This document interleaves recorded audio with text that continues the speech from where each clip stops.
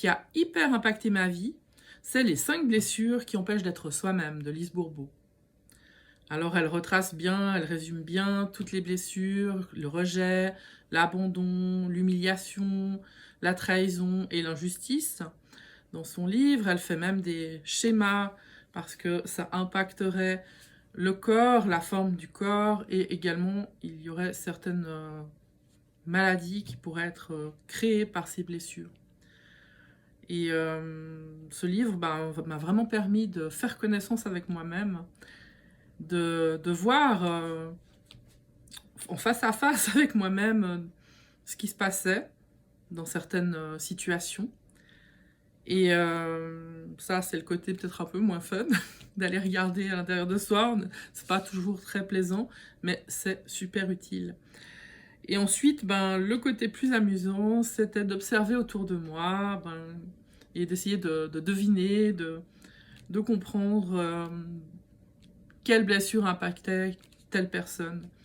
Et ça aide beaucoup pour la communication. Déjà, dans un premier temps, pour comprendre pourquoi une personne va agir de telle ou telle façon. Et puis, dans un second temps, peut-être aussi pour amener les choses différemment si on sait qu'une personne va souffrir de telle ou telle blessure. Donc, moi, j'ai trouvé vraiment que c'était un outil précieux pour la communication dans la famille ou au travail. Des fois, c'est un monde où c'est pas forcément évident, surtout quand on est dans des équipes, d'apaiser tout le monde ou de présenter les choses de telle ou telle manière. Donc vraiment, je recommande ce livre. Lise Bourbeau a aussi écrit une suite, La guérison des 5 blessures. Alors, c'est vrai parce qu'elle nous laissait finalement...